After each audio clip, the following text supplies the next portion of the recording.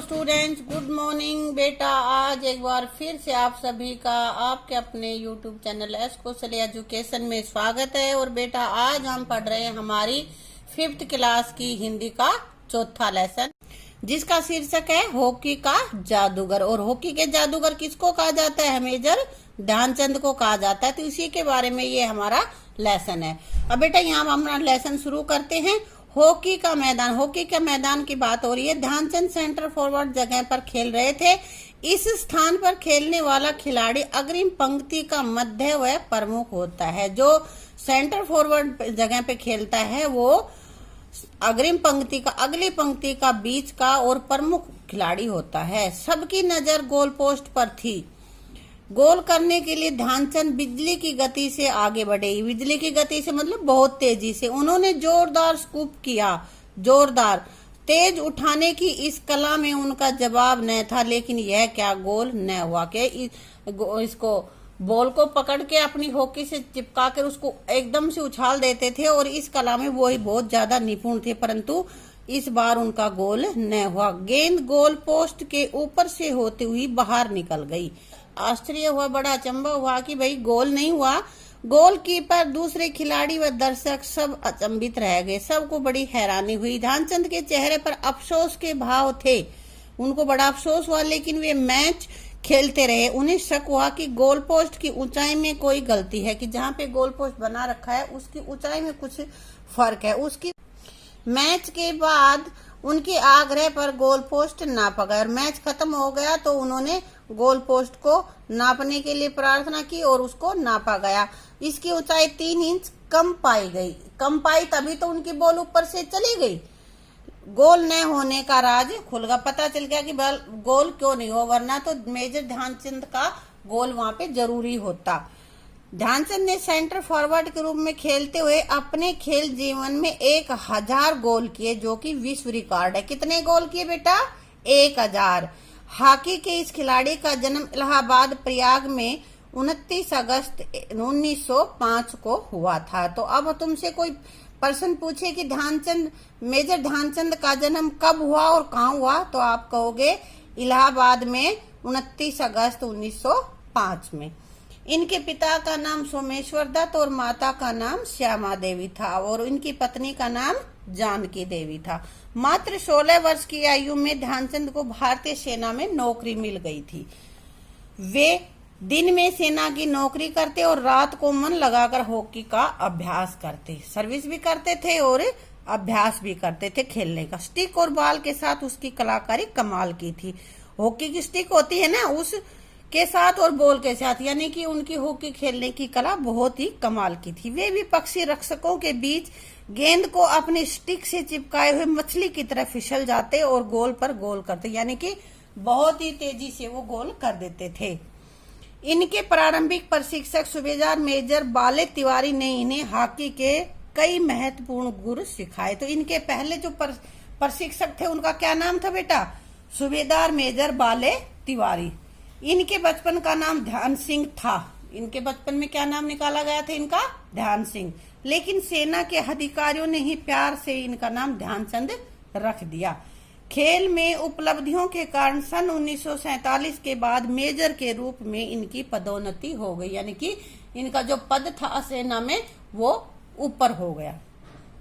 सन 1936 के Berlin Olympic में ध्यानचंद की कप्तानी में भारतीय हॉकी टीम ने जर्मनी को उसके घर में 8-1 से करारी शिकस्त देकर स्वर्ण पदक प्राप्त किया। यानी कि जर्मनी को वहीं पे उनके घर में, मतलब जर्मनी में ही जो मैच हुआ था उसमें 8-1 से हरा दिया। शिकस्त देना मतलब हरा देना। फाइनल देखने के लिए स्टेडियम में जर्मन तानाशाह अडोल्फ हिटलर भी मौजूद थे। तो अडोल्फ हिटलर का नाम तो बहुत सुन रखा होगा बेटा, बड़ा तानाशाह था वो। तो वो भी मैच देखने के लिए उसी स्टेडियम में आए हुए थे। विजेता टीम को उनके हाथों स्वर्ण पदक दिए जाने थे, कि जो जीतने वाली टीम थी उसको इनाम मिलना था और उन्हीं के हाथों मिलना था। लेकिन जर्मनी की हार से वे इतने गुस्से में थे कि खेल समाप्त होने से पहले ही स्टेडियम छोड़कर चले गए।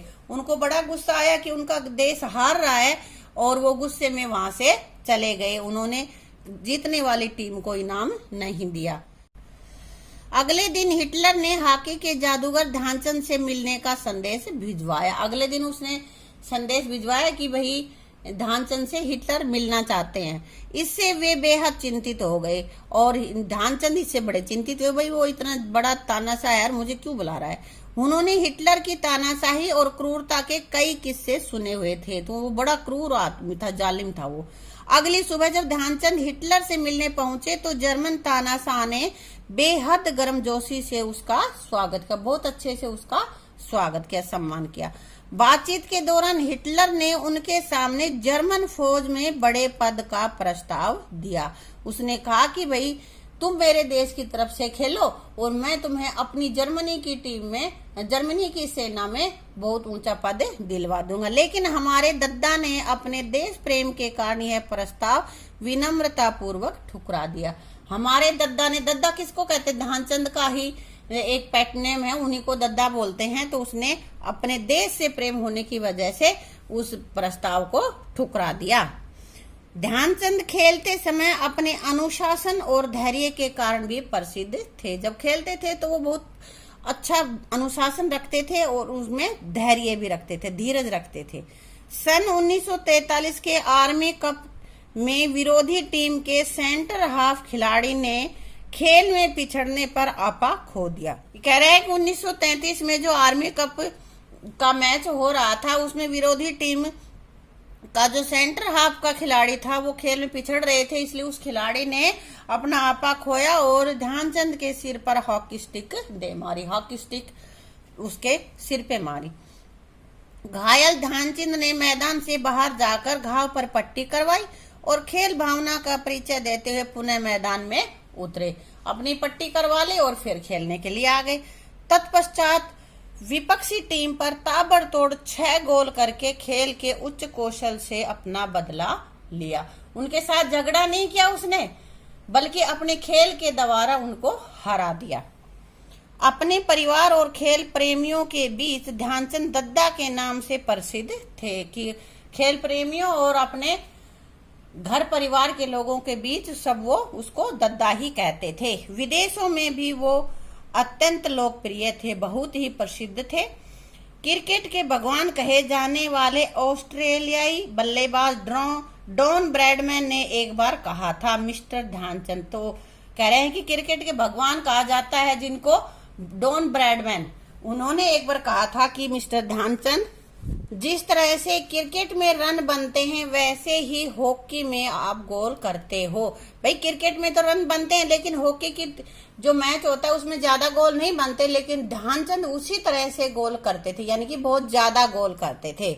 ऑस्ट्रेलिया मानते हैं कि ध्यानचंद देवी प्रतिभा के धनी थे, कि उनको कुछ दैवी शक्तियां मिली हुई थी, क्योंकि 2 हाथों से इतने गोल संभव नहीं है कि 2 हाथ हों किसी आदमी के और इतना गोल कर सके किसी भी एक मैच में, वो संभव नहीं थे। ऑस्ट्रेलिया की राजधानी वियना के एक क्लब में ध्यानचंद की 4 हाथ वाली मूर्ति स्थापित की गई है। तो बेटा देखो दिख रही है ना, ये 4 हाथों में हॉकी पकड़े हुए हैं, तो इस तरह की मूर्ति वहां पे स्थापित की गई है जिसमें उनके चारों हाथों में हॉकी स्टिक है। ये दिख रहा है ना, चारों में हॉकी है।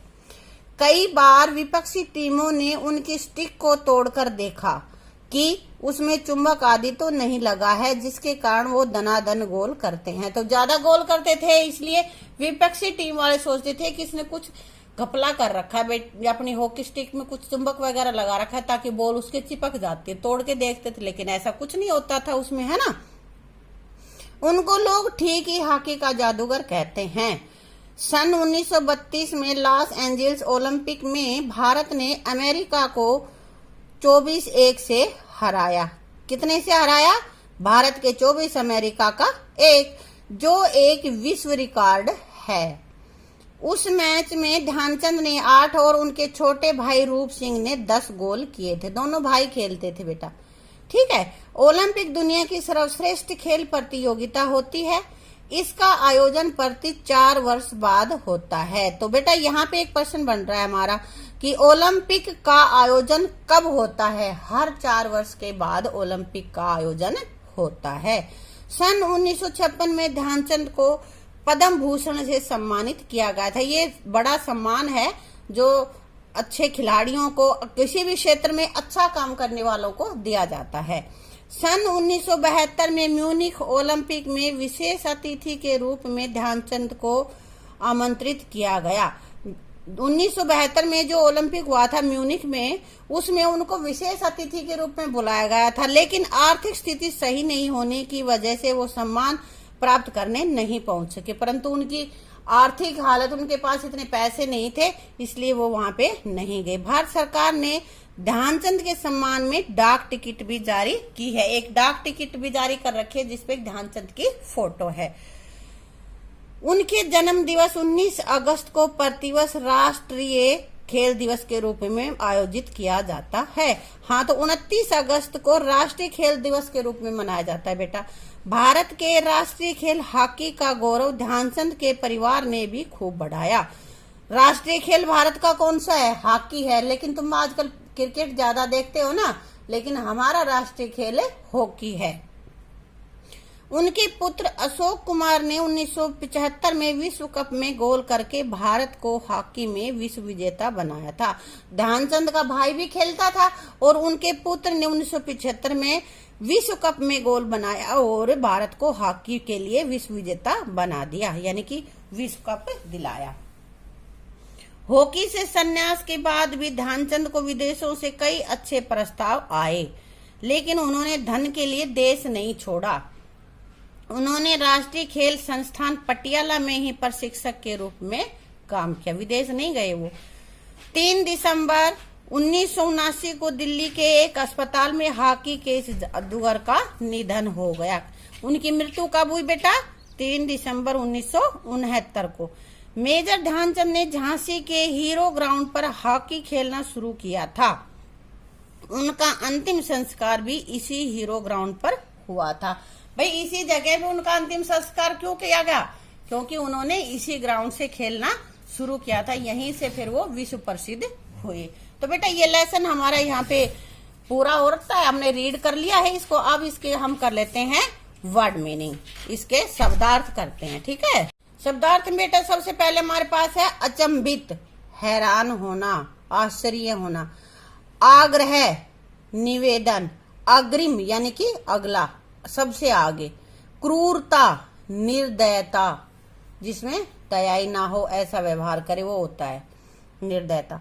गुर सिखाना यानी कि दांव पेच सिखाना, कैसे करते हैं, कैसे खेलते हैं, वो सब चीजें सिखाना। प्रशिक्षक यानी कि प्रशिक्षण देने वाला। चिंतित, परेशान। राज, रहस्य, ये अंदर की बात यानी कि गुप्त जो रहस्य होते हैं उनको बोलते हैं। विनम्रता पूर्वक, नम्र भाव से, विनीत रूप से। विपक्षी यानी कि विरोधी, जो हमारे पक्ष में ना हो वो विपक्षी। शिकस्त मतलब हराना, ठीक है बेटा। आगे के क्वेश्चन आंसर और अभ्यास हम करेंगे अपनी अगली वीडियो में, तब तक आप इसको अच्छे से कर लें, ठीक है। Thank you.